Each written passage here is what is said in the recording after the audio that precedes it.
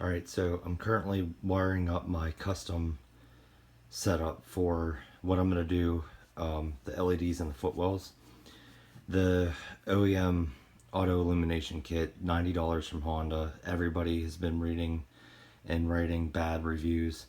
So I decided that from superbrightleds.com I was going to order my own stuff.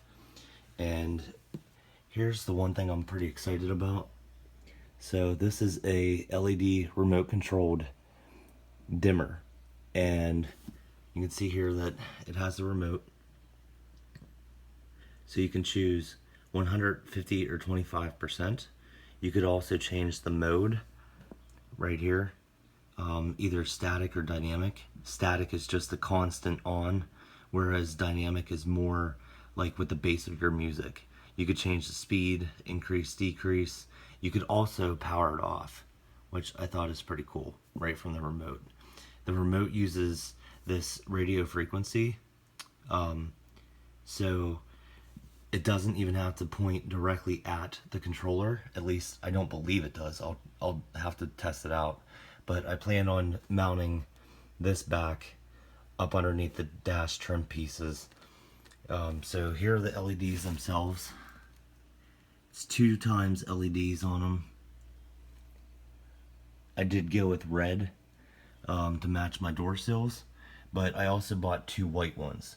So if I don't like the red, I'm going to swap them out, and you know, then I'll just have white, which will go with the LED dome light and map lights and all of that. But so starting with the wiring, this is going to be the passenger side. And I'm just going to leave this on because you could always connect more of these LEDs to it later on. So I want to leave enough wire just in case. I found these connectors from Super Bright, and they're actually pretty cool. They have little tiny screws so that you could easily connect and disconnect. And of course they just pull right apart. So that way I made the entire harness disconnectable, if that's even a word. So if I ever have to take off the trim pieces individually, I could just disconnect the LEDs from the harness and take the trim piece out of the car. So we have the passenger, which connects and goes all the way. Gave myself enough lead, and then I just did a couple quick connects here between the passenger and driver LED. They pull apart as well. More quick connects to the LED controller, the dimmer, and then this is going to come around. Now I'm not finished yet, but on this piece, as you can see, this part is already soldered.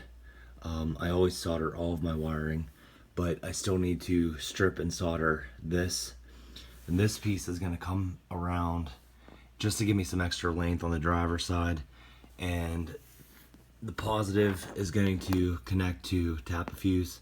I'm going to use the 10 amp parking light fuse. It's in between a 7.5 and a 10 amp. That way when the lights are on, then the footwells will be on. But if I decide that I don't want to drive with the footwell LEDs on, all I have to do is, ta-da, push the power button, off they go. Or I can dim them down to 25% so they're really not distracting. I really like that idea. That's why I decided to go with the dimmer.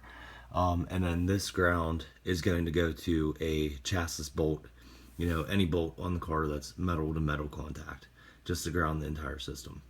So that's it. I look forward to getting it into the car. I just got to finish, you know, soldering up this piece and this piece, and then should be ready to go out, take my trim panels off, and get it installed. So I will keep you guys posted. Thanks.